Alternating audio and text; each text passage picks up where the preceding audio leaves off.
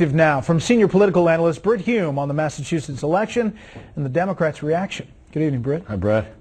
Floating in the river of commentary on the Massachusetts Senate election is the claim that it mostly reflects an anti-incumbency mood and that Bay State voters were just as angry at Republicans as at Democrats.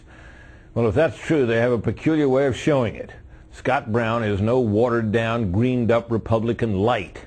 On the economy, he is for across-the-board tax cuts, the Ronald Reagan kind, and against the current wave of big spending. On defense, he wants a military, quote, second to none, and no constitutional protections for enemy captives. He's even said waterboarding is not torture.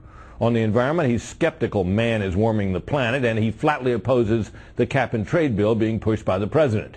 And, of course, he's against the centerpiece of the Obama agenda, the health care reform bill. Those are positions you might expect from a Republican running in a conservative state. But Scott Brown ran on them in liberal Massachusetts and won convincingly because tens of thousands of people who normally vote D voted R. President Obama said today that the anger that elected Brown is the same anger that elected him. And it goes back 8 years, he said. In other words, Massachusetts has elected its first Republican senator since the 1970s because it was still mad about the Bush administration. Wow. Brett? What about outside of health care reform, Brett, the impact? I think this is huge, and it will extend well beyond health care.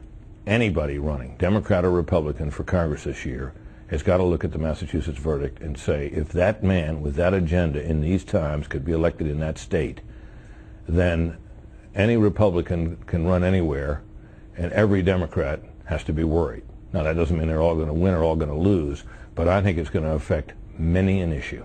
Okay, Brett. Thanks. You bet.